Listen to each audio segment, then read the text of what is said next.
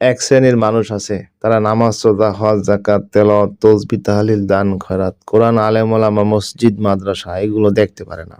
এরা নাস্তিক মাকড়া। কিন্তু এক শ্রেণীর ভাইয়েরা আমাদের আছে যারা আমাদেরই মতো দিনদারিত্ব নিয়ে চলতে চায়, আলেম ওলামাদের মজলিসেও যায়, কিন্তু তাদের মধ্যেও ওলামা বিদ্বেষ আজও রয়ে গেছে। তারা ওলামা বিদ্বেষ ভুলতে পারে নাই। কেন? আপনি আলেম ওলামা ছাড়া তো একটা দিনও চলতে পারেন না। নবীজি সাল্লাল্লাহু আলাইহি সাল্লাম থেকে এ পর্যন্ত যদি দিনের রাহাবার আলেম ওলামারা এই দিনের খেদমত আঞ্জাম দিয়ে না আসতেন, তাহলে আপনি তো নাউজুবিল্লাহ আজকে বেঈমান হয়ে মারা যাওয়া লাগতো। কলেমা তো আপনার পর্যন্ত পৌঁছতো না। এই কোরবানি কাদের? আম মানুষরা সাপোর্ট করে, তারা যুক্ত হয় দিনের মহান খেদমতের সাথে, তাদের ভূমিকা আছে, তাদের সহযোগিতা আছে, কিন্তু মূল মূল দিনের খেদমতটা কারা করছেন?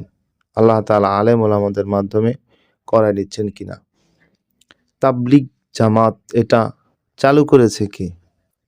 এই যুগের জন্য, হেদায়েতের জন্য, সাধারণ মানুষের জন্য, হেদায়েতের পথে আসার জন্য, দ্বীনের বুঝের পথে আসার জন্য, সাধারণ মানুষদের জন্য এর চেয়ে উত্তম কোনো রাস্তা নাই। এই বাংলাদেশে সর্বপ্রথম তাবলিগ জামাতের কাজ চালু করেন কে? তিনি আলেম কিনা? তারা আলেম কিনা? শামসুল হক ফরিদপুরি রহমতুল্লাহি আলাইহি, মাওলানা আজিজুল হক সাহেব, তারা কি আলেম না? আম মানুষ। তাবলিগ জামাত যিনি প্রথম উদ্ভাবন করেছেন, এই প্রচলিত তাবলিগ, মাওলানা ইলিয়াস রহমতুল্লাহি আলাইহি, তিনি আলেম না? আরে আলেমরাই তো চালু করে, শুরু করে, ড্রাইভারি করে। আপনারা তো হেলফারি করেন। এখন হেলফার ড্রাইভারের চেয়ে বেশি বুঝে গেছে। এটা তো গাড়ি অ্যাক্সিডেন্ট করবে রে ভাই।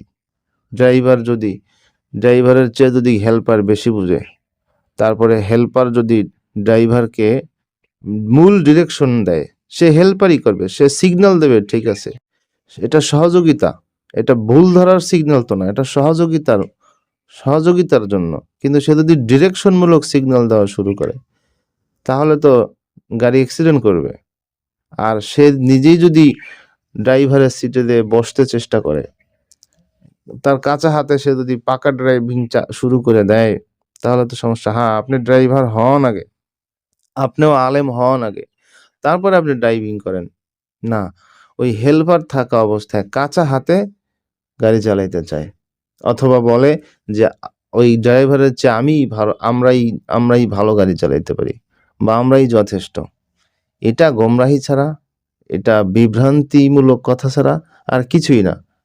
যা আমভাবে ওলামা বিদ্বেষ লালন করা ওই ব্যক্তিটা তওবা না করলে আমার তো মনে হয় ঈমান নিয়ে কবরে যাইতে পারবে না। ওলামা বিদ্বেষ একটা ভয়ঙ্কর নিকৃষ্ট জিনিস। এটা মানুষকে বেঈমান বানিয়ে কবরে নেবে, যদি এটা থেকে বের কেউ হতে না পারে, তওবা কেউ না করে।